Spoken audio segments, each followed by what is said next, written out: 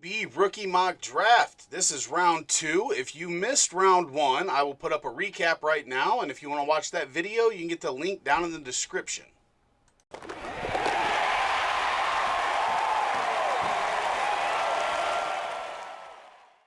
Before we get into round 2, make sure to hit that subscribe button and notification bell so you don't miss any more content from the RotoHeat.com team. With the 13th pick in the draft, I select Keyshawn Vaughn, running back, Vanderbilt.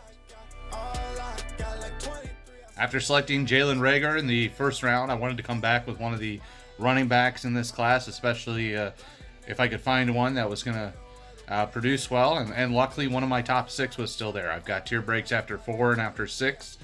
And I think Keyshawn Vaughn is one of the most underappreciated and overlooked backs in this class. Part of that has to do, I think, a little bit with the mystery of why he left Illinois. But that's just fine with me because I'm going to get him early in the second round, middle of the second round in a lot of drafts. And I like the way he plays a lot. He's a fifth-year senior. Stuck behind a terrible line on a terrible offense in Vanderbilt. Had subpar quarterback play. But despite that, he still improved in his receiving game numbers this year and just overall in his skill. You can see there's a difference on film there. And was facing a tough defense every week in the SEC and still managed to produce 5.2 yards a carry. So you take a running back on a terrible team without a supporting passing game, and you're still going to produce 5.2 yards per carry in the toughest conference in the country. I think you got a chance to succeed in the NFL, and I'm very glad to get a running back here in the second round in Keyshawn Vaughn. With the second pick in the second round, I chose Henry Ruggs, wide receiver, Alabama. Ruggs has good measurables. 6 foot, right around 200 pounds. Ran obviously a 4.27 40 at the combine. His measurables very much liken him to a guy like Tyreek Hill, and we know how that's gone for him. At the 202, it was kind of a no-brainer for me, as much as there are other guys that I like quite a bit in this draft class. The anticipation, or at least the expectation, is this guy to be one of the first wide receivers off the board. And if that's the case, most likely in your drafts, especially in like a 1 QB draft, this guy's going to be, in the first round, even if he's later in the first round. At the 202, that's, the 14th spot. I'm okay with that. It's going to be good value. I anticipate his ceiling for this year is probably somewhere in the wide receiver 3, maybe 4 category. So obviously not amazing, but he's going to be a guy that's going to get you a big play opportunity, every week, and he's going to see the field. He's a willing, blocker and some of those things that aren't really fantasy relevant. A hard worker, a kid that's willing to get physical. Obviously doesn't have the biggest size, but he's not afraid of contact. He's not afraid of getting in there and getting physical. So, good hands, not a great catch radius. He's not the biggest guy, but with his speed, teams are going to line him up all over the field. He is a mismatch nightmare for defensive coordinators. And that's good for your fantasy team. I think that he's easily got, somewhere in the wide receiver 3-4 category range this year, and the sky's the limit. Obviously there's a lot of talented receivers that are in the league at this point and are continuing to come in every year. But Ruggs is a good one. You can't teach 4.27 speed, and you can't teach his play speed. Even on the field, you see he plays fast. He's a smart kid. So the 2-2, Henry Ruggs is a great pick. With the 15th pick in the draft, I'm pleased to select Laviska Shenault, wide receiver, Colorado. I had Henry Ruggs all loaded up and ready to go with this pick, and he went the selection directly in front of this one. What can I say? That Brad Menendez, he knows what he's doing. Laviska Shenault, however, is a very nice plan B. In 3 seasons in Colorado, Shenault totaled 149 receptions for 1,943 yards and 10 touchdowns, while injuries limited him to 27 games. In 2018, Laviska became one of the nation's top receivers, although only playing in 9 games. He was a first-team Pac-12 selection after leading the FBS with a 9.6 catches per game and ranked 4th in the country with 112.3 receiving yards a game. Chenault is an explosive playmaker. His biggest area of opportunity, however, is his durability. He's missed time in the last 2 seasons due to injury and had surgery on his labrum and his toe prior to the 2019 season. He played all 3 wideout spots in Colorado. He mixes speed and strength after the catch. Superb combination of size, strength, and speed. Chenault is 6'2", 220 pounds, and he ran a 4.58 40 and put up 17 bench reps at the combine. He's a run after the catch machine, has a big frame, and excellent hand strength. Leviska can run the Wildcat effectively, although I'd prefer he didn't, as he's a bit too physical for his own good, which could lead to some durability concerns in the NFL. His route running does need some work, as does his blocking. He's a high-end talent, but he's not a sure thing. Chenault has an exciting ceiling, but also a bit of a low floor. He's currently my 11th ranked rookie and 7th ranked wide receiver. So coming off the board with the 15th selection, Laviska Shenault has the potential to be the steal of this draft. At pick 2.4 in this draft, I am taking Bryan Edwards, wide receiver out of South Carolina. Feels like it's been a while since I got to put a pick in here, so at 2.4 I feel great about getting Bryan Edwards. He is my number 6 overall wide receiver for the 2020 wide receiver class. A senior out of South Carolina, he amassed over 3,000 yards and 22 touchdowns in his collegiate career. As a senior, he was only able to play in 10 games, but he still had 73 receptions, over 800 yards, and 6 touchdowns. Although he is a senior, he will not be 22 until most of the 2020 season is done, hoping that we are still having a 2020 NFL season. So he's not that old as to be a senior, and he had a breakout age of 17.8 and a college dominator rating of 48.4, both of which are great indicators of ability to succeed going forward in the NFL. At 6'3", 210 pounds, he is a big, strong receiver that knows how to use his physicality to win. He is tough to bring down, competitive, and he has shown himself to be a willing blocker. And I know that's not something that generally is tracked in fantasy leagues, but it does matter to real-life NFL teams and does help you get on the field, especially as a rookie, if you have that ability and show a willingness to do things like that. He does not have blazing speed, but he has enough to where I didn't see it being an issue, and also once he gets going with his size, he is very hard to bring down. A couple things he does need to work on from what I saw. He did have lapses in concentration and route running. I do feel that these are 2 things that can be worked on and improved upon, though. It isn't something like speed where you can't really create it over time. It's something you have or not. In summation, I feel like I really like what I saw from Edwards as a collegiate wide receiver. I think he has the size that NFL teams covet, and he has shown other things that they like ability to go up and get the ball, fight for the ball, and again, he has enough speed and elusiveness once he has the ball to where he can really be an asset in a top-tier wide receiver if he puts it all together. As someone who seems to be a likely day 2 selection in the NFL draft, I am, again, very happy to get Edwards here at 2.4. With the 17th pick in the draft, I select Antonio Gibson, wide receiver from Memphis. I really would have liked to see Vaughn here. That was my initial target at the 205. So I'm going to reach a little bit on Gibson. I think he's got the versatility and the explosiveness to be a really good NFL player. Not sure if he'll be playing wide receiver or running back in the NFL, but I don't think it matters. I think he's going to succeed at either one that he's asked to do. His player profile comp was none other than Joe Mixon. When he's primarily a wide receiver in college, to get compared to a top 10 NFL running back, that's something that can't be ignored. Started off his college career as a JUCO. Transferred in 2017, first year in Memphis. 2018, he had 6 catches, 99 yards, 2 touchdowns. Not very productive. His JUCO stats weren't off the chain either. 2019 became more involved. 1,104 total yards, 2/3 of that being receiving. He had 38 catches, 12 total touchdowns. Here's a crazy thing that I found on him was out of his 12 touchdowns, 7 of those went for over 40 yards. Just shows his speed, his athleticism, and just he's an overall game changer. In college, there's 2 games that really stood out to me that he had both really good receiving and running games. The first one being against SMU. He had 6 catches, 130 yards, and 1 touchdown. And the receiving end, he had 3 rushes for 97 yards and another touchdown to add to that. The other game was against Cincinnati. 3 catches, 32 yards, 1 touchdown.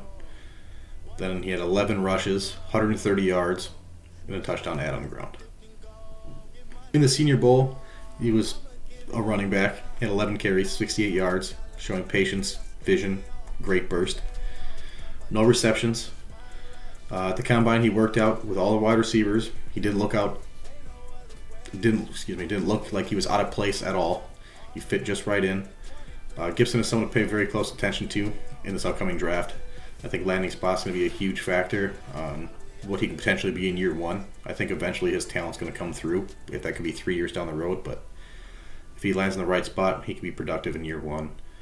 I have two places that I think that he could go. I think he's going to sneak into the mid to third late round.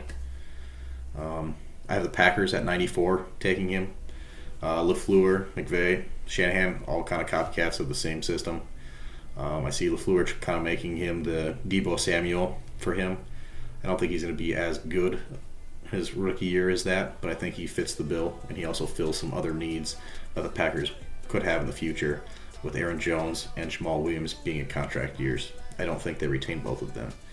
So with having Gibson there will help him be a wide receiver his first year, having the Deebo look, slots, some end arounds, and then also working at running back, and then next year potentially getting even more work at running back if they decide to let Jones or Williams go. The other team I had going was pick 96 to the Kansas City Chiefs. I think if this happens, I believe Gibson will go at the end of the first round. I think he'll be a starting running back for them, and Andy Reid knows how to use versatile players like him, put him in space, and he's a game changer. Fits in with Tyreek Hill, Kelsey, Hardman, Sammy Watkins. It's a video game team. Gibson came to the combine coming in at 6 foot, 228 pounds, running a 4.39. Good sizes for both a running back and a wide receiver. His versatility and other options that he can have on the field led me to make this selection. Regardless of where he lands, he's going to show flashes in year 1. So I think even at this 205 pick, he's still going to hold that value even if he doesn't have a full, amazing rookie season. I'm very excited to see what this player can be and to see if Gibson can grow into something close to Joe Mixon like his player profile comp suggests.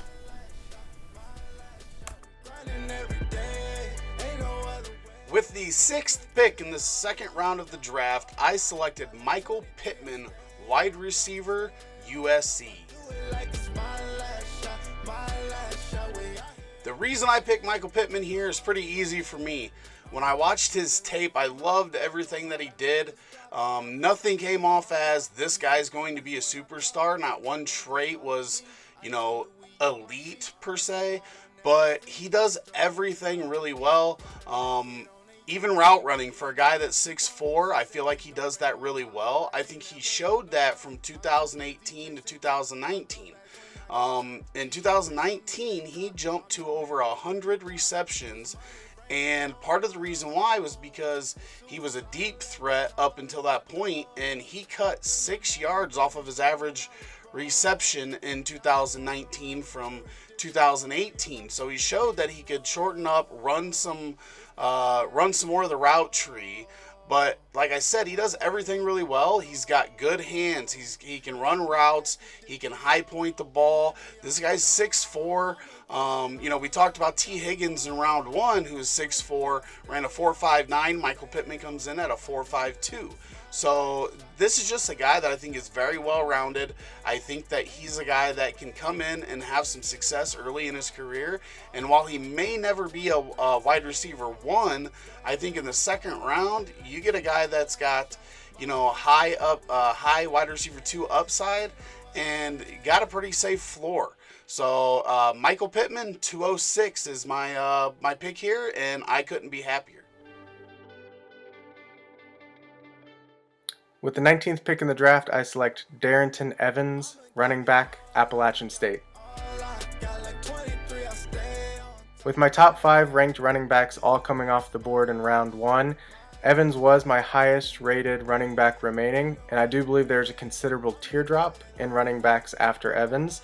So I selected the running back here as opposed to some of the other wide receivers I was considering at this slot, as I was pretty certain that after this pick I would not be able to get Evans later in the 3rd round.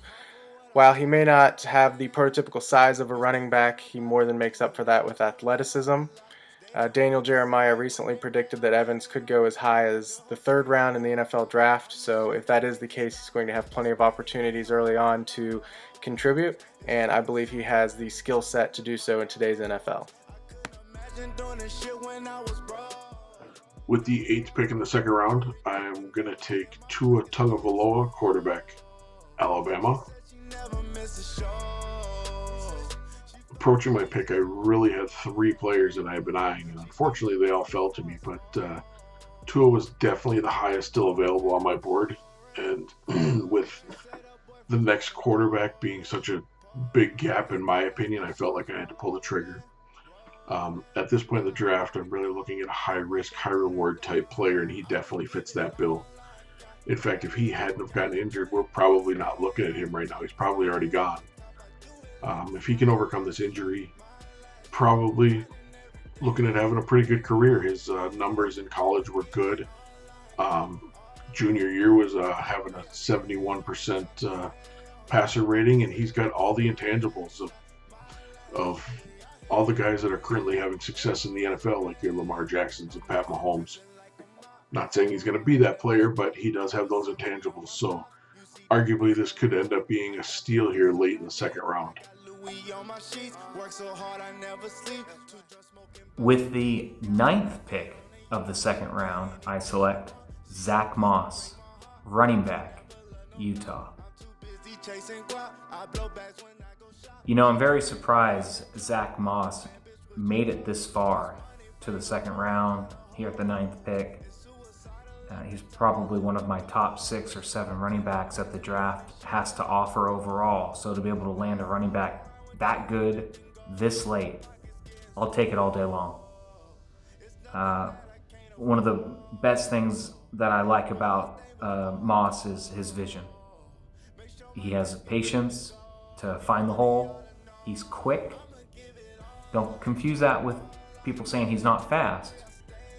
While he doesn't have the elite top end speed, I think at the combine he ran a 4.65. So yeah, it's not, the top end speed, running downhill, but he's still quick. He can cut, he's elusive, he can find the hole. Very, very solid athlete. So he averaged 6 yards per carry. He had over 1,400 yards, 15 touchdowns. I said it before with my last pick in the 1st round, Clyde Edwards-Helaire. You don't find value like this for Edwards-Helaire. It was at the end of the 1st. For Zach Moss here now at the end of the 2nd. You don't see numbers like this, end of the 2nd round. He can also catch the ball out of the backfield. He had 28 receptions last year, 388 yards, and 2 touchdowns through the air. And so the question then is, well, if he has the vision, if he has the patience, if he has the quickness, if he has the power, if he has all these tools, why is he slipping so far down the drafts? And I think it's because of the injury concerns. He's been banged up. He's had knee injury. He's had a number of injuries throughout his college career. But it seems as though he's now past that. He ran at the combine.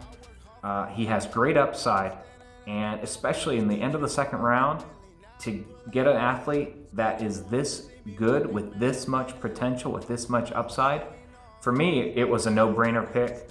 The only other running back I considered in this pick that has not yet been selected in the 1st or 2nd round so far is Anthony McFarland, but with Zach Moss's upside, And with his playmaking ability, with all of these things like I just talked about, for me, this decision wasn't hard to make. 210, I select Anthony McFarland, running back from Maryland.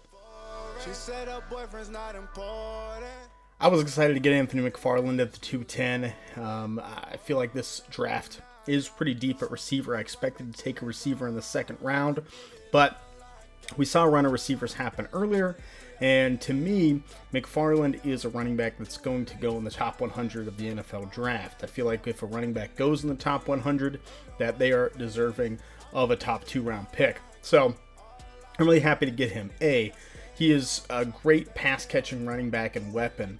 I think he could be an Austin Eckler type of running back in the NFL, someone that's going to get a lot of catches, that has that ability to be a lead running back in a tandem, but still be kind of the pass-catching back in that scheme. So even though he's from Maryland, even though he might not be as well known, I think a lot of NFL teams are picking up on him. Teams like the Chiefs are very interested in Anthony McFarland. I think the end of the second to the end of the third round of the NFL draft, he's going to get selected. If he goes to a good situation, I think he's going to end up with the lion's share of passes coming his way, and that creates PPR value and well worth a pick. So to me, I look at it doing a rookie draft before the NFL draft, try to kind of predict players that will end up going above where I picked and getting that value. I think Anthony McFarland's there. I expect him to be an early second round rookie pick when all is said and done. So I'm pretty happy to get him here. And I think there's still players on the board as well that can be worth a pick in the third round, depending on where you pick there. So getting a running back late second is kind of an upside swing, and I think that's what McFarland is. His ceiling is very high because of the pass-catching numbers.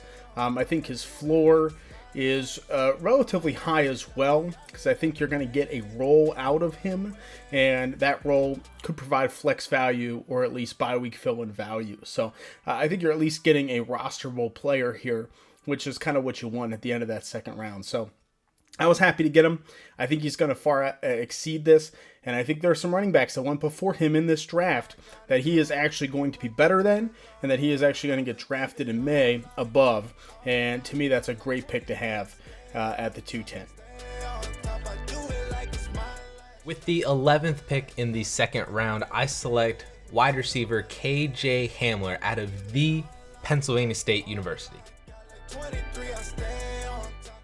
Listen, I'm not going to sit here and say that this isn't some kind of like hometown pick here. Listen, I'm born and raised Central PA, Penn State graduate. I love everything about KJ Hamler. I've watched every single game of his over the past 2 years, and he's a phenomenal athlete, a phenomenal football player, and just a really exciting person to really get the ball to in the open field. And I think what he really needs to translate to the NFL is a coach who is willing to open up the offense for him, get him the ball in space, much like how Kansas City and Andy Reid uses Tyreek Hill and now Mecole Hardman, stuff like that to be able to really maximize his potential. And I've been seeing a lot of mock drafts taking him in the second round or the third round of the NFL draft, which I think is going to be fantastic draft capital for a wide receiver that you're now getting in the late second round of your rookie drafts, because he's going to have that opportunity to really succeed in the NFL. And I get the whole, he's too small to be an NFL player when you look at all the other comps that are 69 inches or below or whatever have you in the NFL Combine. I get all that, but that didn't inhibit him in college football in the Big Ten, one of the better conferences in the NCAA. And I think that that's going to translate well into the NFL because, yes, he is a straight line runner and he's really fast. I would argue that he would have a sub 4.3 40 at the Combine, but he's also, a pretty polished route runner as well too, and can win basically anywhere on the field. He's not going to win the 50-50 balls, and he's probably not going to be utilized much as a red zone threat. But you don't need him to. You don't need him to do that in today's NFL that is much more aligned with speed and versatility and, just fast playmaking as opposed to those Des Bryant-y type wide receivers that are going to win you the 50-50 balls in the end zone or for a first down on the sideline or whatever have you. That's not the NFL today. And I think it's much more suited for a player like KJ Hamler. And that is why I'm taking my boy here, KJ Hamler, at the 211. With the 12th pick in the second round, I select A.J. Dillon, running back from Boston College. I'm excited that Dillon fell to me at 212. Entering the second round, he is the player I was targeting and would hope would fall to me. I believe that he could be a top 5 running back in this class, and getting him this late in the draft was a huge steal for me. Dillon was the bell cow running back at Boston College. During that time, he wound up showing patience by letting his teammates set blocks for him, power by overpowering wannabe tacklers, and vision and speed by evading and running away from linebackers and defensive backs while scoring long touchdowns. He may not have had as great of offensive line as some of the other backs in this class, but he still ran for 4,382 yards over 3 years, along with 38 touchdowns on the ground. He's a bigger back, which means he'll be harder to bring down, but he's just not as fast as some of the other top 5 running backs in 2020. The only negatives with Dillon would be his lack of presence in the passing game, as he only had 21 receptions over the last 3 years, and his 485 attempts over the last 3 years at Boston College. Overall, A.J. Dillon is someone that could start off being a backup or even a goal line back, and then halfway through the season could end up being a starter on your team. Getting him at 212 should be a huge value. Also, right there, playlist. Hit it. Watch the videos. Do it. You want to. Do it.